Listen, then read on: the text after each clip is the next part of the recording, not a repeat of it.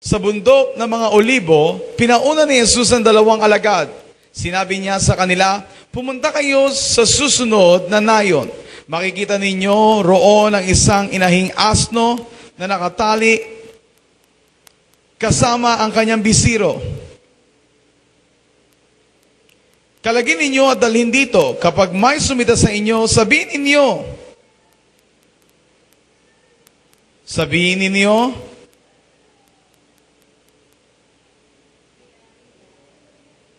kailangan ng Panginoon at hindi nakikibo iyon.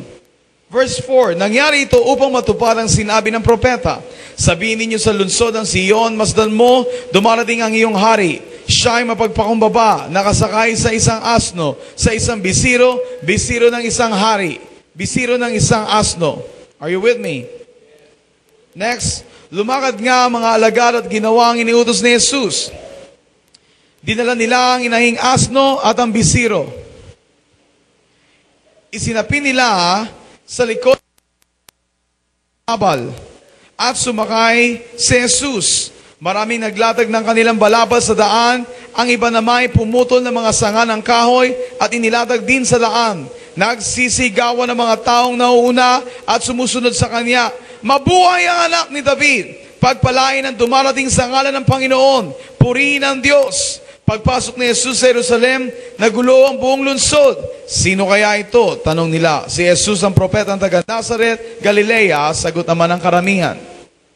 Now, for you to understand this, I want you to turn your Bible once again in the book of in the book of Luke. In the book of Luke, chapter what? 24. Tell me if you are there. Say amen if you are there. Luke 24 verse 1. Are you ready? Are you familiar about this story? Are you sure? If you notice before you read that,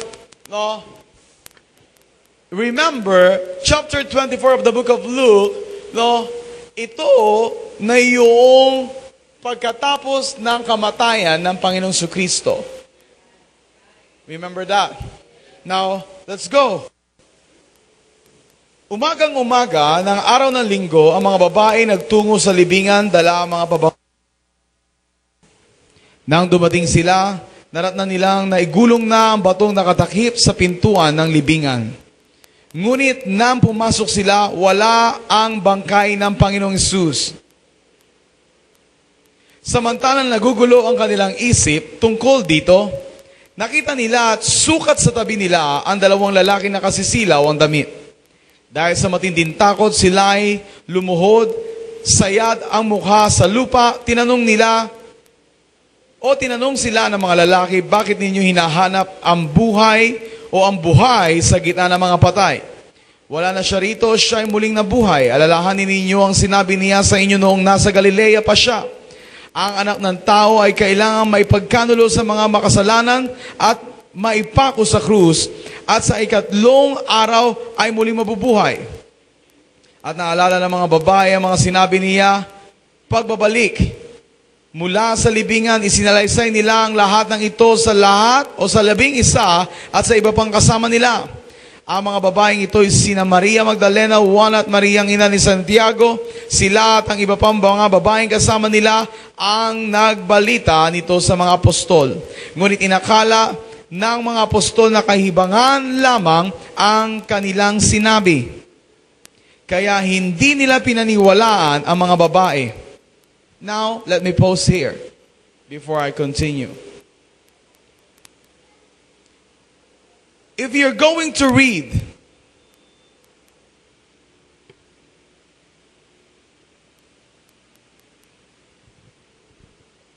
once again the book of Matthew, what is the connection of the book of Matthew here in the book of Luke? Chapter 24. Matthew 21 to the book of Luke. Amen. Now, I want you to listen to me. In the book of Matthew chapter 21, it is all about the fulfillment of the prophecy of the prophet. Are you with me? No? Chapter 21, no? If you will not, kung hindi mo unawaing maigi, no, kung ano yung mga bagay-bagay na pwede mo pang makita dito, ang unang-unang tatakbo sa iyong kaisipan, it's all about the prophecy or the fulfillment of the prophecy. Amen. Yung katuparan ng propesiya ng propeta o ng mga propeta sa panahon ng lumang tipan. Is that true? Where is that? Look at verse 4. Amen? Nangyari ito upang matupad ang sinabi ng propeta. Is that true? No? Sa anong panahon pa ito? Old Testament time. Are you with me? Sabihin ninyo sa lungsod ng Sion, masdan mo, dumarating ang iyong hari, siya ay mapagpakumbaba, nakasakay sa isang asno, sa isang bisiro, bisiro ng isang asno. Now look at this on verse 6. Lumakad nga ang mga alagad at ginawang iniutos ni Jesus. No? 7, dinala nila ang inaing asno at ang bisiro. Isinapin nila sa likod ng mga ito ang kanilang balabal at sumakay si Jesus. Look at the gesture before we continue the verse. Ano yung gesture nila? Isinapin nila yung kanilang mga balabal saan? Doon sa uupuan ni Jesus. And you know, what is the meaning of that? You know, for them, importante, no, na may ayos nila yung uupuan, no, ng tagapanguna para sa kanila. You know what? Ang nice kong maunawaan ninyo sa puso't isipan ng kanyang mga disipulo, you know, si Jesus ay ang susunod na magiging hari sa kanilang bayan. Hello? Kung iisipin mo, anong problema doon? Wala. Tama ba? Ang problema doon, hindi maging hari para sa kanilang bansa lang.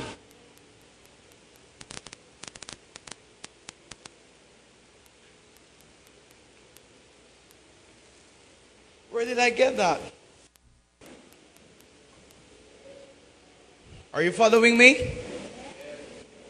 Amen? Look out, read. Maraming naglatag, verse 8, ng kanilang balabal sa daan.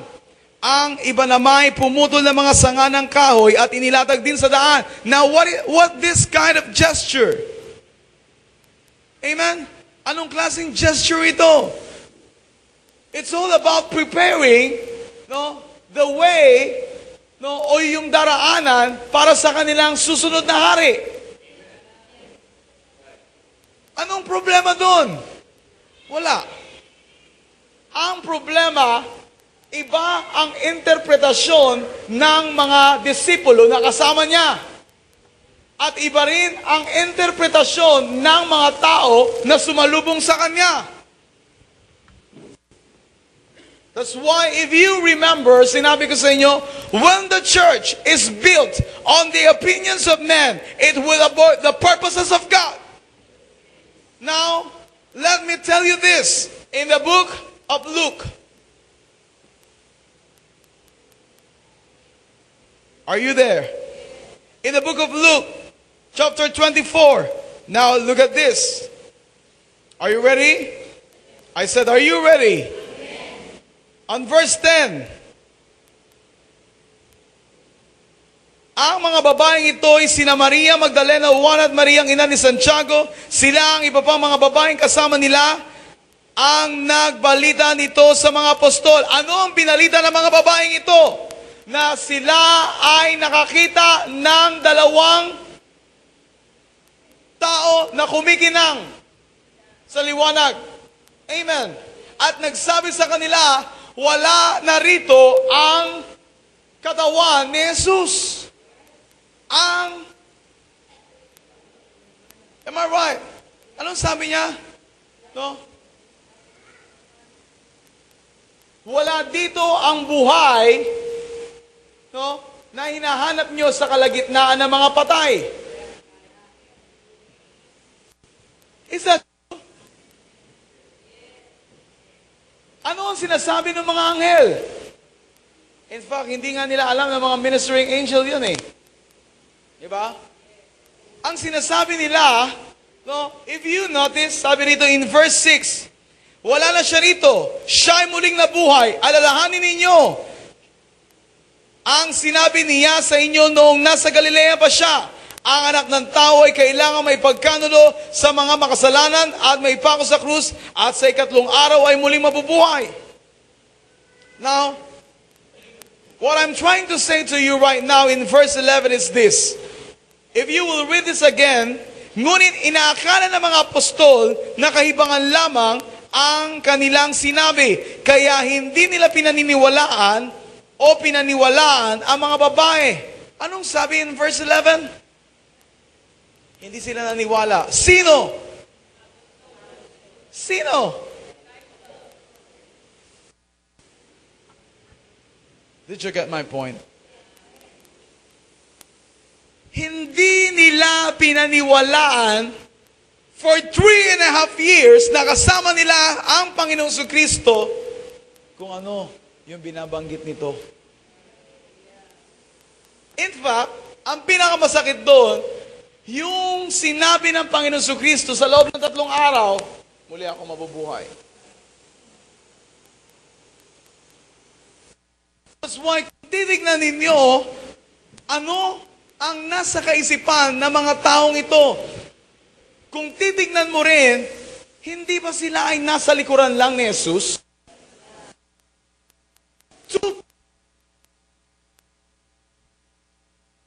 Pwede silang humilig sa dibdib ni Jesus. Hello? Sorry, John the Beloved. It's John the Beloved.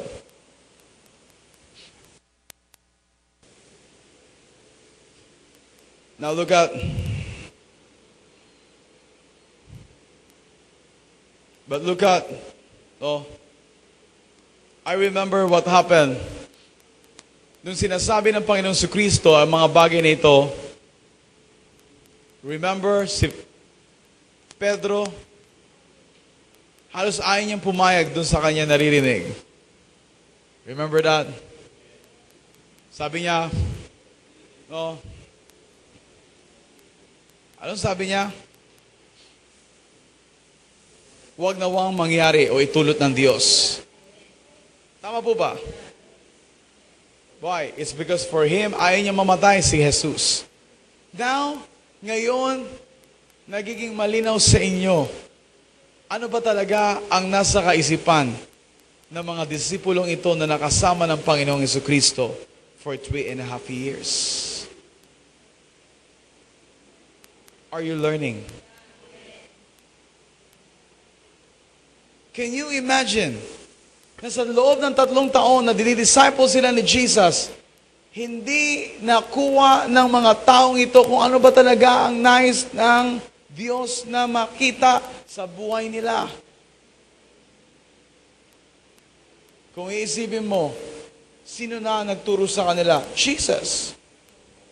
The great teacher, the great prophet, the great healer, the great evangelist, the great pastor, the great apostle. Naunawaan niyo ba sinasabi ko mga kapatid?